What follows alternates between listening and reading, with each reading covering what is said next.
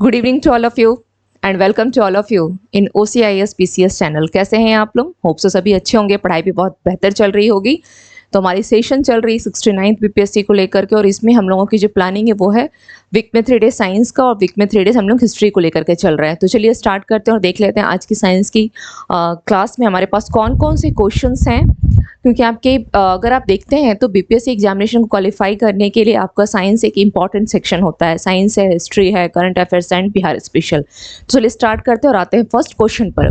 तापमान SI का मात्रक है, यानी SI unit of temperature is. एक सेकंड ध्यान दीजिएगा, कुछ कुछ वर्ड्स जो आपके साइंस की हिंदी वर्ड जो शब्द है कहीं कहीं पे वो गलत टाइप हो गए हैं, तो इंग्लिश वाले शब्दों को जरूर ध्यान दे करके आप लोग क्वेश्चन को जरूर पढ़ा कीजिए। ऑप्शन दिया गया है सेल्सियस, फारेनहाइट, केल्विन, जूल। तो राइट आंसर क्या हो जाएगा? तापमान का जो SI यूनिट है वो क्या दिया गया है? तापमान का SI यूनिट आपका होता है केल्विन। Kelvin, okay. तापमान का SI यूनिट क्या है? केल्विन है। एक चीज ध्यान रखेगा, जो आपका यूनिट वाला चैप्टर है, यूनिट हो गया या आपसे ये पूछ लेगा कि SI यूनिट क्या हो गया या इसके डायमेंशंस को लेकर, तो ये काफी इंपॉर्टेंट है। यहाँ से एक आधा क्वेश्चंस आपके आ ही जाते हैं, ओके। तो तापमान का क्या हो गया? केल्विन हो गया। जूल का क्या है? ऊर्जा का। जूल किसका है? यह ऊर्जा का है। ऊर्जा का है यानी एनर्जी का होता है। एनर्जी का, एनर्जी का क्या होता है मात्रक? एनर्जी का जूल है। क्लियर? नाउ नेक्स्ट क्वेश्चन देख लेते हैं। निम्नलिखित में से किस भौतिक राशि को व्यक्त करने के लिए केवल परिमाण की आवश्यकता होती है? परिमाण पूछा है, यानी यहाँ पे दिशा की आवश्यकता नहीं है, यानी इनडायरेक्टली इस क्वेश्चन को कैसे पूछ लिया है? अदिश राशि के बारे में पूछा है। अदिश राशि को लेकर के पूछा है, क्योंकि अदिश राशि में क्या होती है? दिशा की आवश्यकता नहीं होती है, केवल परिमाण, केवल क्या होना चाहिए? उसकी परिमाप होनी चाहिए, परिमाण होनी चाहिए, ओके, ठीक है। अब इस क्वेश्चन को देखिए कि किस प्रकार से क्वेश्चन तो ठीक है जिसने पूछा है, लेकिन किस प्रकार से इस क्वेश्चन को उसने क्या किया है? थोड़ा सा घुमा करके, अदिश ना दे करके क्या दिया गया है कि किस प्रकार की भौतिक राशि को व्यक्त करने के लिए केवल और केवल किसकी? परिमाण की आवश्यकता होती है। यहाँ पर दिशा की आवश्यकता नहीं है, यानी यह हो गया अदिश राशि को लेकर के पूछा है। ऑप्शन दिया है संवेग, चुंबकीय क्षेत्र, त्वरण, विद्युत की धारा। तो मैंने आपसे कहा था, एक ट्रिक दिया था कि जिस वर्ड में वो आता है वो क्या होता है? वो आपका हो जाएगा संवेग हो जाएगा। लेकिन इसमें भी एक्सटर्नल क्या क्या है, जैसे दाब हो गया, विद्युत की धारा हो गई, ये सभी आपके किस में आते हैं? वो होने के बावजूद भी अदिश राशि में आते हैं। तो उसको ध्यान क्या रखना है यहाँ पे? राइट आंसर क्या हो जाएगा? विद्युत की धारा, ये क्या हो जाएगी? अदिश राशि, इलेक्ट्रिक करंट। इसके लिए केवल किसकी? मैग्नीट्यूड की आवश्यकता होती है, इसकी डायरेक्शन की कोई आवश्यकता यहाँ पर नहीं होती। तो राइट आंसर क्या हो जाएगा इसका? डी। नेक्स्ट क्वेश्चन देखते हैं। निम्नलिखित में से कौन सही नहीं है? एक चीज आप लोग और कर सकते हैं, जितने भी साइंस के क्वेश्चंस में मैं देती हूँ, क्योंकि मैं सभी क्लास में एक ना एक क्वेश्चंस आपके संवेग को लेकर के, या सपोज आपका सदिश राशि हो गया, अदिश राशि, इस पे एक क्वेश्चन देती हूँ। तो जिस पे सवाल पूछती हूँ वो तो चलिए ठीक है, और बाकी जो रेस्ट रह जाता है, जैसे या तो अदिश रह गया या सदिश रह गया, उन सभी जो आपके हैं, जैसे संवेग हो गया, त्वरण हो गया, दाब हो गई, इन सभी को देखते हुए जाएगा कि कौन किसके अंतर्गत आता है, कौन सदिश में आता है, कौन अदिश में आता है। इससे क्या होगा? आपका रिविजन जो है वो रिवीजन भी होता जाएगा और याद भी रहता चला जाएगा। नाउ निम्नलिखित में से कौन सी सही नहीं है? विकास के सिद्धांत का प्रतिपादन चार्ल्स डार्विन ने किया। First option. सेकंड है किसी परमाणु के नाभिक का टूटना संलयन कहलाता है। शुष्क बर्फ ठोस कार्बन डाइऑक्साइड होता है। टेलीफोन का आविष्कार ग्राहम बेल ने किया था। तो उसका राइट आंसर पूछा है कि कौन सा स्टेटमेंट इसका सही नहीं है, इनकरेक्ट पूछा है। तो विकास के सिद्धांत का प्रतिपादन किसने किया था? चार्ल्स डार्विन ने किया था। ये क्वेश्चन को केवल क्वेश्चन की तरह नहीं कि आंसर कर ले जाना है, इसमें अपने आप में इस स्टेटमेंट को ध्यान रखिएगा कि विकास के सिद्धांत का प्रतिपादन चार्ल्स डार्विन के द्वारा किया गया था। इस सिद्धांत को ध्यान रखना है। नेक्स्ट दिया है किसी परमाणु के नाभिक का टूटना संलयन कहलाता है। नाभिक का टूटना क्या होगा? संलयन होता है। नाभिक का टूटना, नाभिक का टूटना क्या होगा? संलयन तो नहीं होगा। न्यूक्लियर क्या होता है? ये फ्यूजन में आता है। न्यूक्लियर क्या होता है? ये फ्यूजन होता है। ये क्या होता है? नाभिक का टूटना न्यूक्लियर फ्यूजन कहलाता है।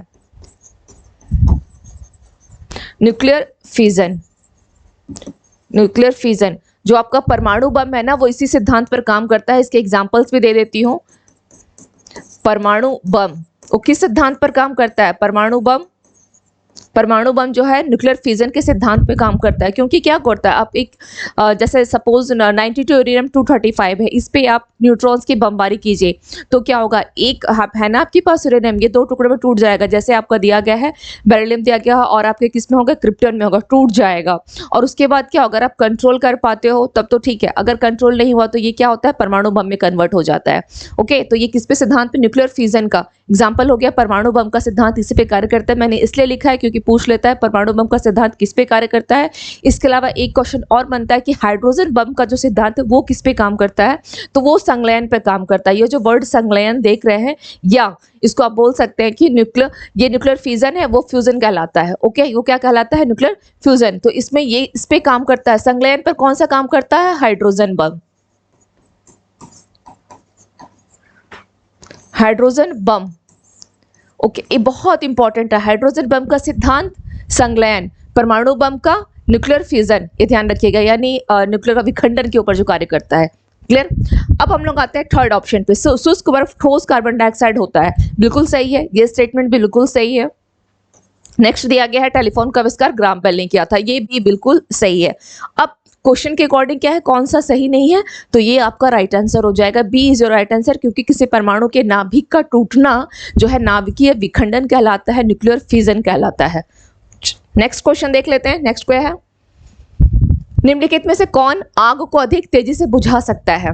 आग को, ठंडा पानी, उबलता हुआ पानी, गर्म पानी, बर्फ, तो अधिक तेजी से कौन उबालेगा, अधिक तेजी से कौन इसको बुझा सकता है, तो उबलता हुआ जो पानी होता है वो अधिक तेजी से बुझा सकता है, क्योंकि जो जलता हुआ चीज क्या क्या करता है, वो ऑक्सीजन को बुझने में मदद करता है, तो इसलिए क्या होगा, उबलता हुआ पानी।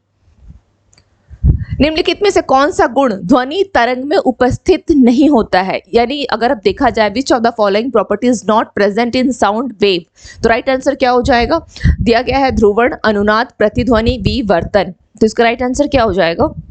सबसे पहले थोड़ा समझने की कोशिश करते हैं कि ध्वनि तरंग क्या होती है, ये एक अनुदैर्घ्य तरंग है। ध्वनि क्या है, अनुदैर्घ्य तरंग है,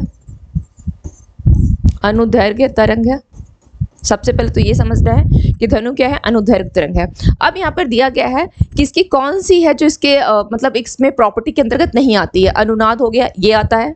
रेजोनेंस, ये प्रतिध्वनि भी होती है, प्रतिध्वनि भी होती है, क्योंकि जब बोला जाता है कि सपोज यहाँ पर प्रतिध्वनि की जो दूरी पूछाता है, कभी कभी आप लोग से पूछ लेता है प्रतिध्वनि में दूरी पूछ लेता है, यानी इको में दूरी पूछता है, तो कितना होता है 17.2 मीटर या 17 मीटर, ऐसा भी ध्यान रख सकते हैं। 17.2 मीटर दूरी कितनी होनी चाहिए, इको साउंड के लिए दूरी 17.2 मीटर। और एक सवाल यहाँ पे ये भी बनता है कि किसी व्यक्ति में जो ध्वनि का जो है कितने सेकंड तक रहता है ध्वनि का प्रभाव अगर पूछा जाए तो कितने सेकंड तक रखता है किसी व्यक्ति के कान पर, कब तक ध्वनि का प्रभाव रहता है, तो 1/10 सेकंड।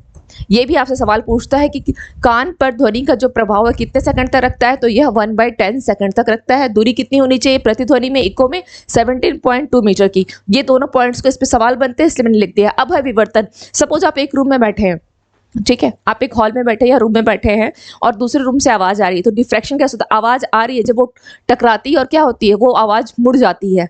तो विवर्तन तभी होगा जब कोई उसको बाधा उत्पन्न करता है। बाधा उत्पन्न किस सेंस में करता है कि आवाज वहां से उसका विवर्तन हो जाता है, वो मुड़ जाती है। तो हम लोग जो कमरे में बैठ करके एक कमरे से दूसरे कमरे में तक जो चिल्ला करके जब बोलते हैं कि सुनो, जो आवाज जाती है सुनने वाली, विवर्तन के कार्य नहीं होता है, क्योंकि ध्वनि हम तो बोल रहे हैं लेकिन एक कमरे से टकराई और वो मुड़ करके दूसरे कमरे में जाती है, तो उसे कहा जाता है विवर्तन। ध्यान रखिएगा। तो ये सारे फीचर्स जो हो गए, रेजोनेंस हो गया, इको हो गया, डिफ्रैक्शन, ये सब के सब फीचर्स किसके हो गए, प्रॉपर्टी किसकी हो गई, ध्वनि तरंग की। लेकिन जो प्रॉपर्टी नहीं है वो क्या है, पोलर। जिसका राइट आंसर पोलर हो जाएगा। नेक्स्ट क्वेश्चन है, प्रकाश का रंग निम्नलिखित में से किसके द्वारा निर्धारित होता है। प्रकाश का कलर, जो दृश्य बोल सकते हैं, दृश्य या विजिबल लाइट बोल सकते हैं। ओके, विजिबल लाइट जो होती है किसके कारण होती है, तो डायमेंशन है, तरंग दैर्घ्य, तीव्रता है और वेग। वेगा यहाँ पे लिखा है, गलत है, ये वेग होगा। वेग कुछ इसलिए मैंने कहा है कि हमेशा इंग्लिश वाले टर्म्स को जरा देख लिया कीजिएगा। इसका राइट आंसर क्या हो जाएगा, तरंग दैर्घ्य। प्रकाश का रंग किसके द्वारा निर्धारित होगा, तरंग दैर्घ्य के ऊपर निर्धारित होगा। मैंने आपको विवग्योर को लेकर के बताया भी था कि विवग्योर में क्या होता है, आप देखते हैं कि रेड कलर का जो है उसमें तरंग दैर्घ्य सबसे अधिक होती है। मैंने यहाँ से बताया भी था आपको विवग्योर को, अगर आप देखेंगे विवग्योर, उसमें क्या होता है, तरंग दैर्घ्य। इस तरह का डायरेक्शन मतलब क्या हो गया, वेवलेंथ। वेवलेंथ ऐसे बढ़ रही है, वेवलेंथ ऐसे बढ़ रही है ना। ये और अगर आप इसकी वेवलेंथ आप इसको देख रहे हैं कि प्रकाश के साथ वेवलेंथ जो है ये क्या होता है यहाँ पर बढ़ता, तो किसके द्वारा निर्धारित होता है प्रकाश का रंग? तरंग के द्वारा ये निर्धारित होता है। चलिए नेक्स्ट क्वेश्चन पे आते हैं। पृष्ठ तनाव किसके कारण पैदा होता है? पृष्ठ तनाव यानी सरफेस टेंशन जो होता है उसके पीछे क्या रीजन है? अणुओं के बीच असंजक बल, adhesive force of between molecules. Okay, next दिया गया है अणुओं के बीच सहसंजक बल यानी cohesive force between molecules, cohesive force. Third दिया है अणुओं के बीच गुरुत्व बल, अणुओं के बीच वैद्युत बल। तो इसका राइट आंसर क्या हो जाएगा? पृष्ठ तनाव कब होगा? जब कोहेसिव फोर्स बिटवीन मॉलिक्यूल्स के बीच में सहसंजक बल लगेगा तो क्या होगा? पृष्ठ तनाव जो है वह उत्पन्न होता है। तो राइट आंसर क्या हो जाएगा? बी। राइट आंसर क्या होगा? बी। नेक्स्ट क्वेश्चन हो गया, किसी निश्चित तापमान पर सभी गैसों के अणुओं के लिए निम्नलिखित में से कौन सी भौतिक राशि समान होती है? क्वेश्चन को फिर से समझें। किसी निश्चित तापमान पर, सपोज एक फिक्स टेम्परेचर दिया गया है 100 डिग्री सेल्सियस, फिक्स टेम्परेचर हो गया, पर सभी गैसों के अणुओं के लिए, जितने भी गैस के अणुकुल्स मॉलिक्यूल्स होते हैं उनके लिए क्या होती है? भौतिक राशि जो है समान होती है। ये कब होगा? ओके, किसके लिए ऐसा होगा? तो स्पीड, द्रव्यमान, मास, काइनेटिक एनर्जी, संवेग, मोमेंटम। तो ये कब होगा? सभी गैसों के अणुओं के लिए कौन सी भौतिक राशि समान होती है? तो वो होता है काइनेटिक एनर्जी। क्या होगा? यह काइनेटिक, जो गतिज ऊर्जा होती है उसके लिए ऐसा होता है, गतिज ऊर्जा के लिए। गतिज ऊर्जा, ये गतिज है, गतिज ऊर्जा। ओके, गतिज ऊर्जा, गतिज ऊर्जा। काइनेटिक एनर्जी में क्या होगा? किसी भी एक फिक्स टेम्परेचर पर सभी गैसों के अणुओं के लिए भौतिक राशि जो होगी वह समान होगी। नेक्स्ट क्वेश्चन क्या दिया गया है? निम्नलिखित में से किसने न्यूटन की खोज की? किसने किया न्यूटन की खोज? Rutherford, Chadwick, Niels Bohr, Thomson. Right answer क्या हो जाएगा? चैडविक। चैडविक ने क्या किया था? न्यूटन की खोज की है। रदरफोर्ड ने किसका किया है? प्रोटॉन का। इसने किसका किया है? प्रोटॉन का। Niels Bohr, Bohr's atomic model, Bohr's atomic model किसका है? नील्स बोर का है। एटॉमिक मॉडल किसका है? नील्स बोर का है।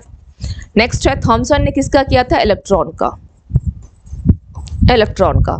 ये तो ध्यान रखेगा, ये ध्यान रखिएगा कि कौन किसने किसका खोज किया, पूछ लेता है ये। वे तत्व जिनके परमाणु भार एक परंतु परमाणु क्रमांक भिन्न भिन्न होते हैं तो वो क्या कहलाते हैं? यानी क्या होगा? परमाणु भार सेम एटॉमिक मास, परमाणु भार एक है, same atomic mass, but different क्या बोला है? Atomic number. उसको क्या बोला जाएगा? समस्थानिक, समभारिक, सम न्यूट्रॉनिक, सम इलेक्ट्रॉनिक्स। उसको बोलते हैं आइसोबार्स। आइसो, क्योंकि आइसोटोप्स में क्या होता है? सेम एटॉमिक नंबर होता है। आइसोटोप्स में क्या होता है? इसमें क्या होता है? सेम एटॉमिक नंबर होता है। Okay, but different mass number, different mass number. Okay, but isobars में क्या होता है? ठीक ऑपोजिट होता है, same mass number but different atomic number, atomic number different. तो सवाल हमारा क्या पूछा है? परमाणु क्रमांक। यहाँ पे भार क्या है? सेम है, एक दिया है। जैसे एग्जांपल्स में अगर आप देखेंगे, इसका एग्जांपल देख लेंगे तो यहाँ पे लेते हैं हम लोग आर्गन को। ओके, आर्गन का आर्गन का एटॉमिक नंबर कितना होता है? आर्गन का एटॉमिक नंबर मैं प्रीवियस क्लास में बता चुकी हूँ कितना होता है, 18 होता है। अगर इसका आप वेट की बात करते हैं तो कितना हो जाएगा? 40। सेम इसी प्रकार से अदर एग्जांपल लीजिए आप कैल्शियम का। कैल्शियम का कितना होता है? 20। तो कैल्शियम में एटॉमिक नंबर कितना होता है? 20। अलग अलग हो गया, ये एटॉमिक नंबर अलग हो गया, ये अलग हो गया, बट इनके जो एटॉमिक मास है उसको आप देखेंगे तो ये भी 40 है और यह भी 40 है। ओके, तो ये इसके एग्जांपल्स इस प्रकार से हो गए। ये इस प्रकार से एग्जांपल्स हो गया किसका? आइसोबार्स का। आइसोबार्स में same atomic mass but different atomic number. Now come to the next question. शुद्ध जल का पीएच मान कितना होता है? शुद्ध जल का पीएच मान, बीपीएससी का इस तरह से ये सब पेड क्वेश्चंस होते हैं और इंपॉर्टेंट क्वेश्चन भी। What is the pH value of pure water? कितना हो जाएगा? 7। प्योर वाटर का क्या होगा? 7 होगा, न्यूट्रल हो जाता है 7, ना एसिडिक होती है ना बेसिक होती है, 7 हो जाता है। नाउ कार्बन मोनोऑक्साइड तथा नाइट्रोजन गैस मिश्रण को क्या कहते हैं? क्या दिया है? कार्बन मोनोऑक्साइड तथा नाइट्रोजन गैस के मिश्रण को क्या कहा जाता है? कोल गैस, जल गैस, प्रोड्यूसर गैस, बायोगैस। तो किस क्या बोला जाएगा इसको? प्रोड्यूसर गैस बोला जाता है, प्रोड्यूसर गैस बोला जाता है। नेक्स्ट क्वेश्चन है, जल की अस्थायी कठोरता का क्या कारण है? जो परमानेंटली वो कठोर हो जाता है, यानी फिर किसी प्रकार से वो शुद्धिकरण उसका नहीं, पीने के लायक नहीं रहता। कहने का मतलब ये तो हार्ड हो गया, अब उसमें आप कुछ भी मिला लो लेकिन आप पीने योग्य पानी नहीं रहेगा। तो क्यों ऐसा होता है, क्या रीजन है?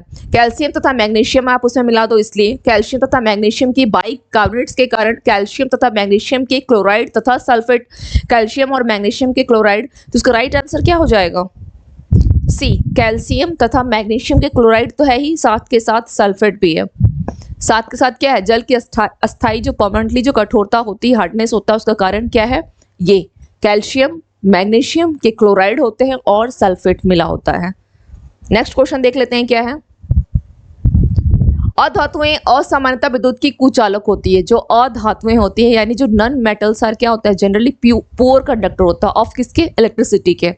लेकिन इसके बावजूद जो ग्रेफाइट होती है वो विद्युत का सुचालक है।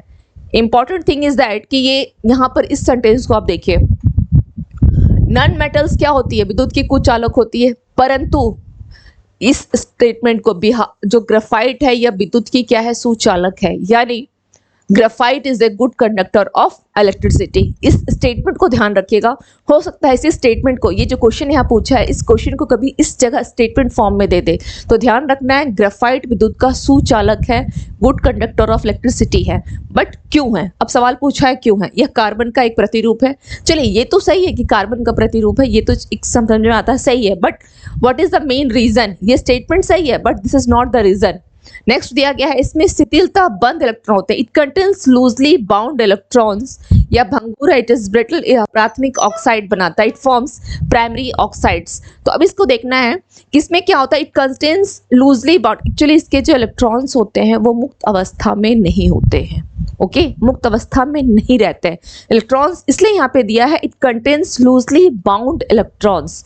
हिंदी में भी जैसे कुछ स्टूडेंट्स को अगर प्रॉब्लम हो तो थोड़ा समझ ले, इसमें शिथिलता बंद इलेक्ट्रॉन होते हैं। बंद यानी मुक्त अवस्था में इलेक्ट्रॉन जो होते हैं वो नहीं होते हैं। इसका एक दूसरा आप यहाँ पे ये भी ऐसा कर सकते हैं, इसका मीनिंग क्या हो गया कि मुक्त अवस्था में इलेक्ट्रॉन नहीं होते हैं, मुक्त इलेक्ट्रॉन इसमें नहीं होते, मुक्त इलेक्ट्रॉन इसमें नहीं होते हैं। मुक्त इलेक्ट्रॉन इसमें नहीं होता है। क्या होता है? मुक्त इलेक्ट्रॉन अवस्था में ये नहीं रहता है। ओके, क्या करता है? It contains loosely bound electrons, बंद इलेक्ट्रॉन को ये कंटेन्स करता है। इलेक्ट्रॉन मुक्त अवस्था में नहीं पाया जाता है। इसमें क्या होता है? इलेक्ट्रॉन जो है मुक्त अवस्था में नहीं पाया जाता है, यानी मुक्त इलेक्ट्रॉन इसमें नहीं पाए जाते हैं। क्लियर? इसलिए इसे बोला जाता है कि graphite is a good conductor of electricity. Carbon का यह एक प्रतिरूप है, ये बिल्कुल सही है, but this is not the reason. Answer क्या होगा? बी। नेक्स्ट क्वेश्चन देखते हैं, निम्नलिखित में कौन बहुलीकरण का उदाहरण नहीं है? यानी किसका? पॉलीमराइजेशन का। एसिटिलीन का बेंजीन में परिवर्तन, फॉर्मल्डिहाइड का ट्राईऑक्सान में परिवर्तन, एसिटाल्डिहाइड का पैराडिहाइड में रूपांतरण, एसिटिलीन का ट्राईऑक्सान में परिवर्तन। तो राइट आंसर क्या हो जाएगा? डी, ये होगा right answer. Now come to the next question, निम्नलिखित में कौन सबसे हल्की धातु है? सबसे हल्की धातु इन जनरल अगर पूछा जाए तो क्या होता है? सबसे हल्की धातु क्या दिया है? Magnesium, aluminium, platinum, lithium. और लिथियम ध्यान रखिएगा सबसे हल्की धातु लिथियम। अगर आप लुसेंट की बुक को भी देखेंगे तो वहां पे आपको मिलेगा लिथियम जो है सबसे हल्की धातु होती है। लिथियम, ये एक फैक्ट है जिसको ध्यान रखिएगा। सबसे हल्की धातु कौन सी है? लिथियम होती है। नेक्स्ट क्वेश्चन क्या दिया है?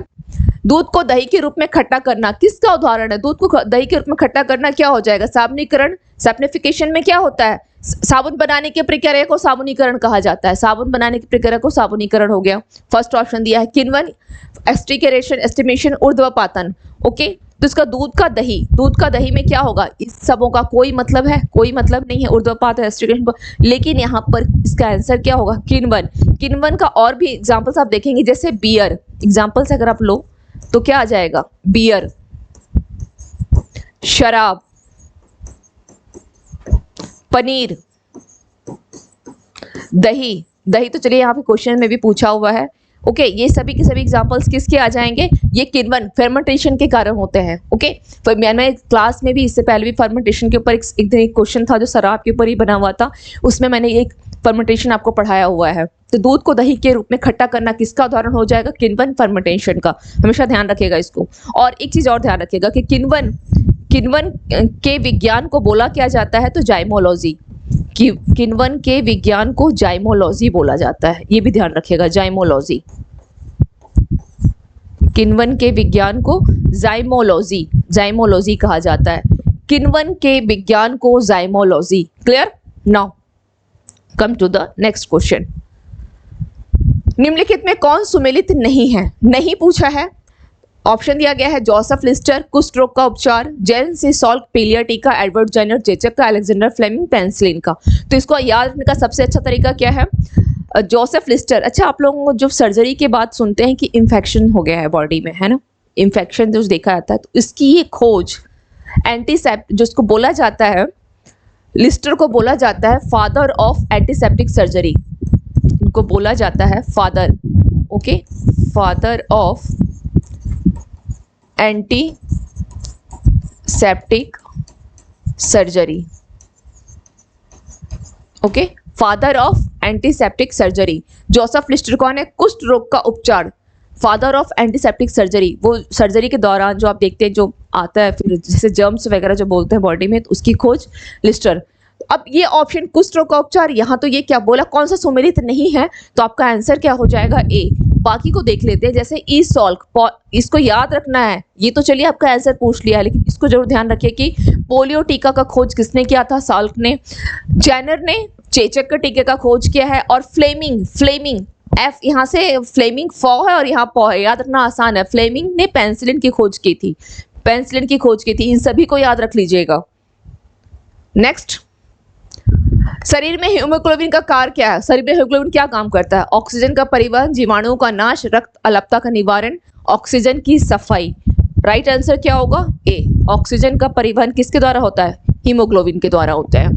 हृदय की धड़कन को नियंत्रित करने के लिए कौन सा खनिज, मिनरल की जो है आवश्यकता है? सोडियम, पोटेशियम, गंधक, लोहा। तो राइट आंसर क्या हो जाएगा? पोटेशियम। नेक्स्ट, निम्नलिखित में से कौन मानव के पैर की हड्डी नहीं है? ये पूछा है, पैर की हड्डी नहीं है। देख लेते हैं, टिबिया, ह्यूमरस, फीमर, फिबुला। ये सभी के सभी, टिबिया, फीमर, फिबुला, ये सब क्या है? पैर की हड्डी में आते हैं। और ह्यूमरस क्या होगा इसका राइट आंसर? ह्यूमरस हाथ की हड्डी को, ह्यूमरस हाथ की हड्डी में आएगा। नेक्स्ट क्या है? कौन सी रचना जंतु कोशिका की वनस्पति कोशिका से विभेदित करती है? कौन सी रचना है? यानी which structure differentiates animal cell from plant cell? Ribosome, mitochondria, centromere, centriole. तो राइट आंसर क्या हो जाएगा इसका? इसका राइट आंसर क्या हो जाएगा? सेंट्रियोल। ओके, सेंट्रियोल इसका राइट आंसर हो जाएगा, जो केवल किस में है?